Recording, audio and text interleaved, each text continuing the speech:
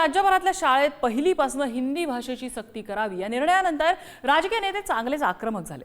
सरकारमध्ये असणाऱ्याच काही मंत्र्यांनी या निर्णयाला विरोध केलाय। हिंदीची सक्ती केली तर मी बाबा मरेन उद्या अशी मुश्किल टिप्पणी मंत्री नितेश राणे यांनी केली आहे। तर उदय सामंतांनी नियमाला धरून बाजू सांगितली। हिंदी भाषा घेतली पाहिजे असं काही नाही, पण मुलांच्या बहुसंख्य मतानुसार भाषा निवडता येऊ शकते असं उदय सामंत म्हणाले। दुसरीकडे ठाकरेंच्या शिवसेनेच्या नेत्या किशोरी पेडणेकरांनी मराठी भाषा यायलाच हवी असं ठणकावलंय।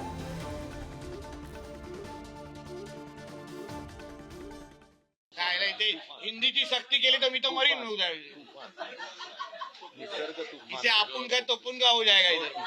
हाँ काय रहते हिंदीची सक्ती केली तर मी तो मरीन उद्या। इसे आपण काय तोपून का हो जाएगा इधर। हाँ ज्या ठिकाणी कारण हिंदीचे शिक्षक हे प्रत्येक शाळेमध्ये आहेत, पण हिंदीच भाषा घेतली पाहिजे अशा पद्धतीची कुठेही सक्ती नाही। तिसरी भाषा कुठचीही आपण घेऊ शकतो। ती भाषा मागणारे किंवा मान्य करणारे 20 मुलं जर असतील तर तिथे शिक्षक दिला जाईल, आणि अन्य कुठची भाषा जर स्वीकारणार असतील आणि 20 मुलं नसतील तर त्यांना ऑनलाईन शिक्षण दिलं जाईल। अशा पद्धतीची भूमिका ती शासनाची आहे। नाही, शक्ती भक्ती भिक्ती काही नाही। हे सगळं त्या एका शक्ती भक्तीवरती राजकारण करणारे आम्ही लोक नाही। आमची मातृभाषा आहे, आमच्या मातृभाषेला कोणीही कमी लेखायचं नाही। जो येईल कुठूनही ये तू, जगातून देशातून, तुला भाषा आली पाहिजे मराठी, ही मात्र आमची चांगलीच सक्ती असणार।